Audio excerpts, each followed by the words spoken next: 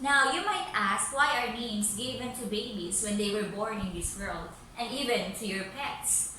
A name is important because it gives an identity to something or someone. Everything in this world has a name, and basically, these names are your nouns. So, nouns are your naming words. They name people, places, animals, things, events, ideas, feelings, everything in this world. Now, let's have a sample sentence. Discipline starts at home. How many nouns can you see? What are these nouns? They have discipline and home, correct? Now, go to gender quiz for you to have additional exercises in identifying nouns. Nouns or name words are also classified just like your genres of literature. So for you to better remember the different classification of nouns, let me change my outfit first. Ta-da! For you to better remember the different classifications of nouns, let us try to associate them using your kitchen. Okay, so I will be your chef now. Generally, nouns are classified into two. You have the specific names of people, places, events, and others. On the other hand, you have the general names. I know that you are already familiar with your proper nouns and your common nouns.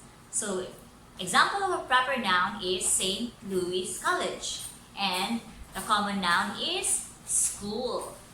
Now, in writing your proper noun, always make sure that the first letter of the word is capitalized.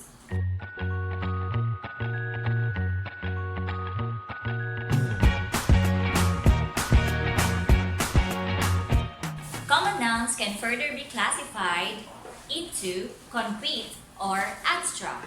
When you say concrete, it can be perceived by your senses, meaning you can see it, smell it, taste it, hear it, or even touch it. However, for abstract, these are things or names which cannot be perceived by your senses. Example for your concrete noun are your books, your uniform, your earrings, while for abstract, these can be happiness, sadness, kindness, what else? Any feeling, any value, just like truth, wisdom, there.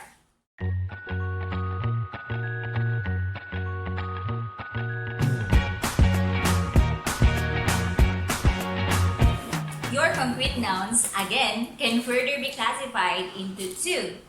They can be count or mass or uncount nouns. So let's have your count nouns. From the word count, these are nouns which can be counted individually, just like your books, your fingers. While for your mass, you cannot count them individually. However, you can measure them. Say for example, your salt. You cannot count your salt, and you cannot even pluralize them like salts.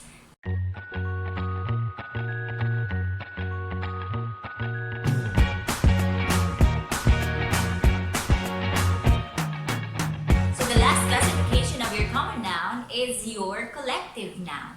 So it names a group or unit.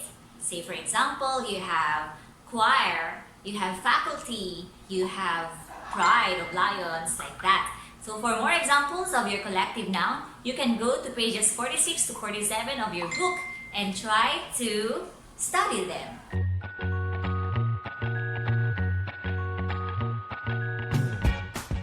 Okay, so before we end our cooking show, let's have a short recap.